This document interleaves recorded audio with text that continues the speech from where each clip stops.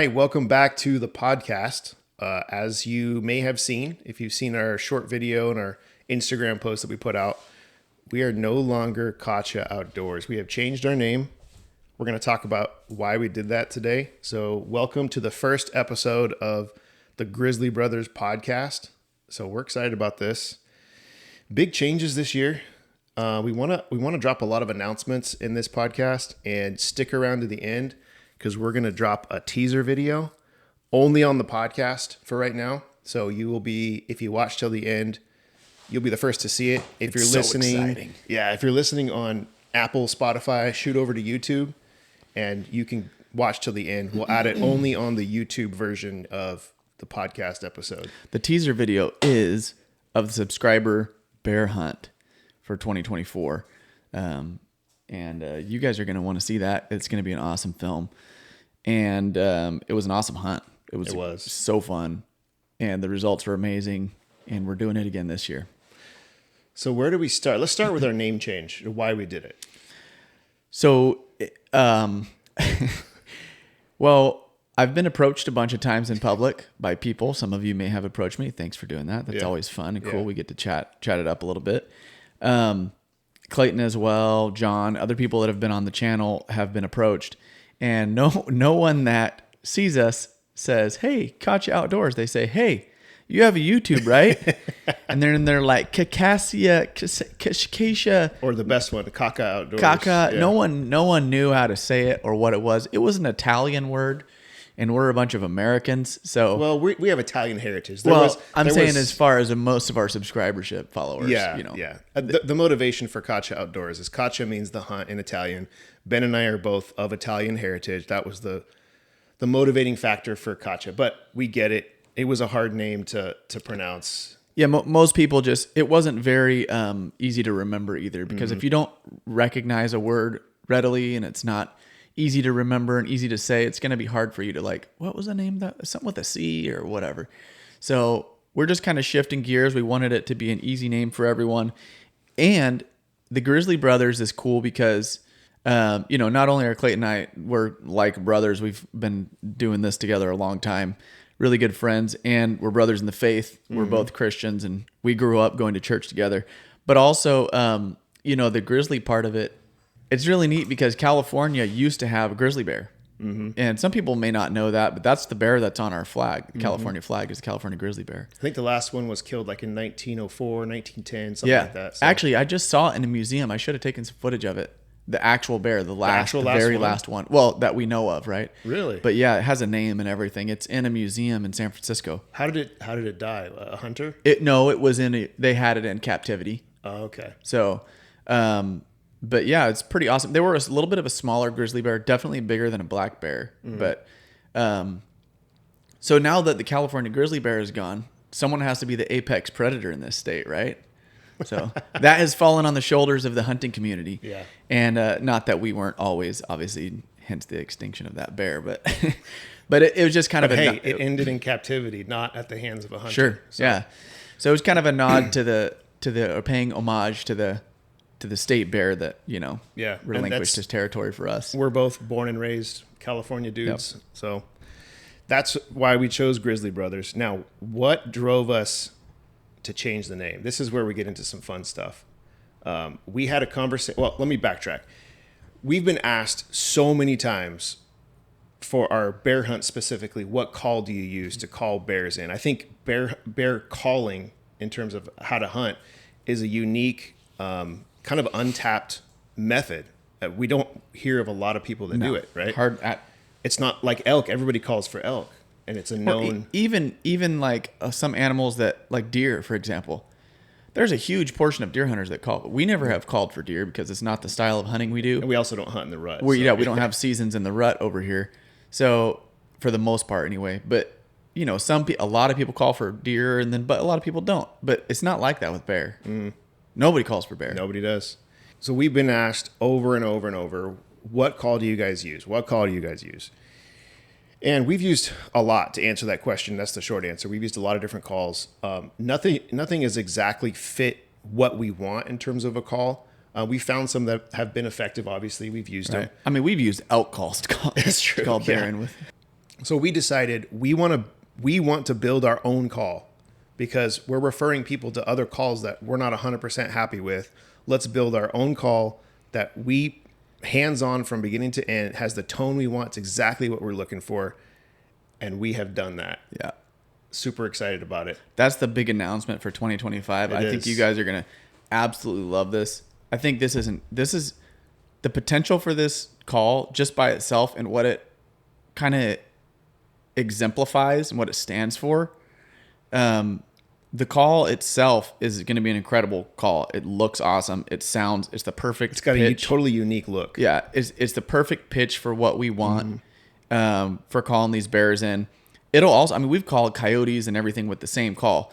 So it calls all kinds of predators, but we designed it for bears and it annihilates. Yeah. So the thing with the call is that it is I feel like a symbolism of a momentum shift for our state and the bear harvest. We named the call the quota because we never fill the quota. We have a quota in this state. It's the sad 1,700 bear quota a year, and we didn't even get close this year. It's crazy. I don't know how that's possible. So this is not only our attempt at providing the best call to the market for what we do with it, but also to help incentivize hunters buy this call. It's not expensive. Okay.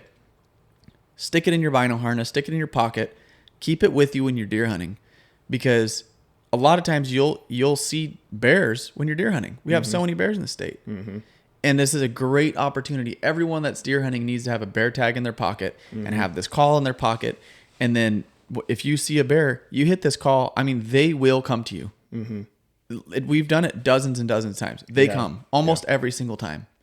To give you a quick preview of the hunt we did with a subscriber last year, he wound up killing his bear on the evening of day 3.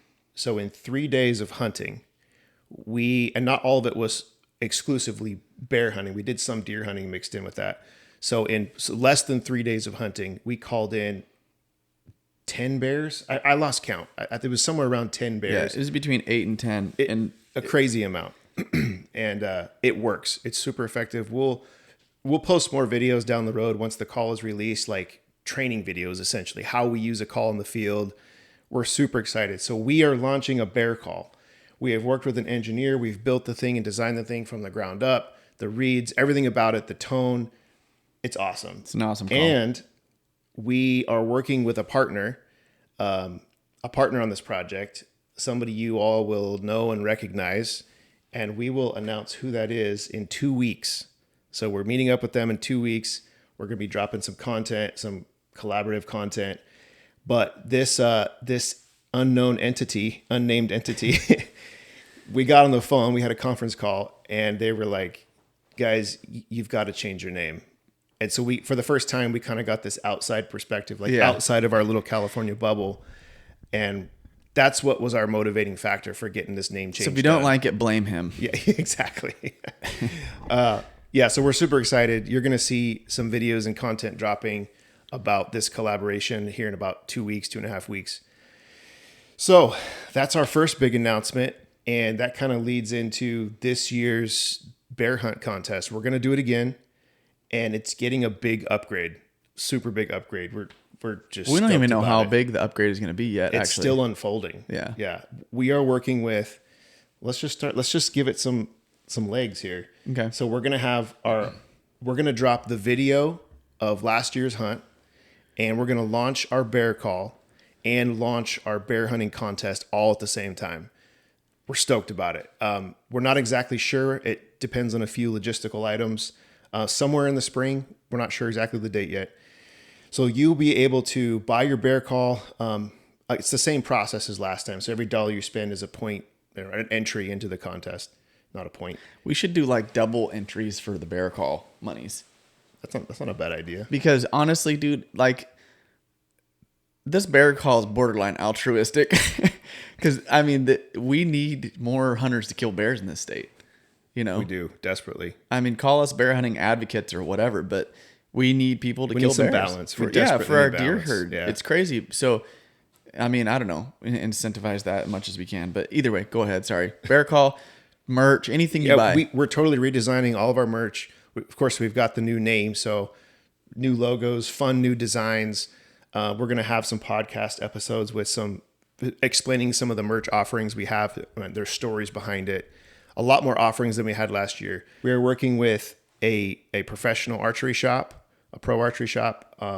It looks like they will be offering a brand new bow, a fully built out brand new bow, top of the line. It's for the winter. It's awesome. Maybe the RX-8 by Hoyt, maybe something comparable. Could be. Yeah. You never know. Never know.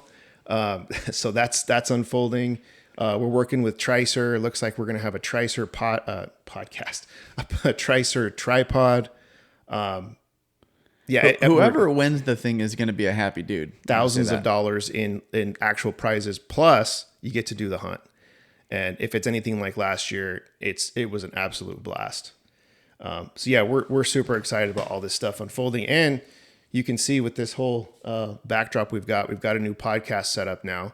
So we'll be here. If we're not out mobile meeting with people, we'll be here in the little podcast studio we've got finally after 2 years of doing this. Yeah, a lot of exciting stuff. Yeah, dude. This year's going to be big. And don't forget our eye patch, guys. Yeah. The eye patch is a game changer. We took it to the sheep show a couple weeks ago and gave it to a bunch of guides and outfitters and, influencers and people. Everyone loves the thing. Mm-hmm. It's a super useful little product. Yeah. I mean, it's simple, but it's so useful. And I hope they weren't just saying what we wanted to hear, but it seemed like, what didn't seem like, literally all the feedback we got was positive. Yeah. And the reason we passed them out like that is we want to get them in the hands of other people who use it, abuse it, and give us feedback. And so far, we've handed out almost 100 of these things. And across the board, everyone's like, I will use this. Great idea. Not to toot our horn, but we're excited about it. We believe in the product. So you hopefully will see that out and about coming soon. Yeah, and that'll be on the store too for entries into the bear hunt. If you want to grab an eye patch for glassing, it's made for glassing. Yes. You know what I mean? It's the one you can take street tires in the mud, and a lot of the times you'll be fine. But if you take mud tires in the mud, they work better. So take a hunting eye patch in the field. You want no Walmart eye patch? Come on, guys. It's ridiculous. Yeah, it won't work anyway. It'll fall apart. Yeah. Trust me, I've done it. That's kind of become one of our knacks is like figure out things that we want to use in the field and then make a better version of it. Mm-hmm. Because like eye patches are available, predator calls are available, but they're not like exactly what we want. Yeah. This eye patch you can drive a truck over and it still works fine. We've done it. Look at the videos on the channel. And the same thing with the bear call. It's like there's other predator calls out there, but this one is going to produce the sound that we're trying to target to get these bears in. Yeah. So, yeah, we've spent several years doing this. Not all of it's been on camera, so you've seen bits and pieces of it, but we spent years identifying the sounds that really work. And specifically, they work really well in that like late summer, early fall window, that fall bear season window, which there's tons of opportunities in California for that. Right. I think more than anywhere with the population, and the season is August for archery through December. It's a long season. Right. A lot of opportunities there. We're really excited. And this is where our partner on the project will come in handy. They do a lot of spring bear hunts, and being in California, we don't do a lot of spring bear hunts. So we're excited to see how this call performs with spring bear. We think it's universal because it's playing on the instincts of the animal. So it's like, your cat at the house, you wave a foxtail around, the cat comes running. It's instinctive. So that's what you're playing off of. And it's a sound that's targeted for that animal. A little fawn. Yep. Yeah. We're really excited about this year. There's a lot of big changes for us. A lot of positive momentum. Yeah. Really excited. What applications have you put in for this year to hunt this year? None. Okay. Well, you'll be hunting California. Let's see. I have my, None yet. But I mean, application season's still mostly ahead of us. Yeah. The only thing that's open would be Oregon or right now. There's a lot of things open. Really? Yeah. In fact, today's the deadline for, Wyoming elk, but Really? I'm not, for non-resident, Dadgum. but I'm not going to apply for Wyoming this year. You got to get a point though, right? But you buy preference you points buy points much later. Yeah. I built out this spreadsheet. If you guys want a copy of my little spreadsheet that I made, shoot me post a comment that you want a copy. I'll figure out a way to get it to you. But I built this spreadsheet just for our own like team use, and it has all the different states where I apply. It doesn't have all the states, but where I apply. And then it has like my running tally. So I update it every year and has the deadlines. And then I kind of create a plan for each year, what I'm going to do. I'm organized with it. I'm up to like 60 something points across the West. I'm super organized with mine. I think I have a better system than you because I see where this is going. my system is wait till Clayton texts me and says, hey, it's about to be a deadline for such and such state. Have you put in? Oh, man. I did apply for New Mexico this year. I didn't last year. But New Mexico, of course, is 100% random. And I figured, why not? Yeah. If I get drawn. Well, especially if you have kind of a wild card year and you don't have like a real solid plan on where you're going or have, you're burning 6 points somewhere or whatever. You're like, hey, might as well throw in for New Mexico because then whatever you were going to do over the counter or something can just be thrown to the wind at that point. Yeah. Yeah, we have a plan to hunt elk this year. Out of state, obviously. And it's the same place I went to last year. Had a lot of fun. I think we have a 66% chance to draw the unit based on your points because I burned my points last year. So we're going to pool the points, his points, and put in for that. That'll be a lot of fun. Yes. So yeah, other than that, like I don't know, I might do a Wyoming deer hunt with some buddies. We'll see. I don't know if that's going to pan out. And then of course our California stuff, but first and foremost, California opens pretty much before anything else. We'll be out there slocking bears. Yep. With somebody. First things first, baby. Yeah. Killing the bears and with arrows. If you're wondering where all these hunts or the films from these hunts are, we usually will drop the films within a month or two of hunting season. This year we decided not to do that. We wanted to wait until summer and kind of put them out in sequence. So you'll see the bear hunt that comes out, like we said, in the spring. And then in the summer, you'll see there's a couple of deer hunts. There's my elk hunt from last year. So we got some fun films coming out. I went and did a bison harvest. I've got that in the hopper. I can probably get that out in the next couple of weeks. Give you guys something to look at. Yeah, that'll be a cool film. So, yeah, it's not much, but it's fun to see. Yeah. Drop that sucker like a bag of rocks. And it's a good conversation to have about like harvesting your own meat. Oh yeah. And like what it means to hunt and all that. So maybe after the film drops, we can circle back around and talk about it. Yeah. That'd be fun. We also have some really cool podcasts coming up. We're going to be meeting with Howell again. If you were following the Colorado saga with mountain lion hunting, they were trying to outlaw it. It was on the ballot in November and it got squashed. So that's awesome. Grassroots movement. Yeah, go Howell. So we're excited to meet with Howell again.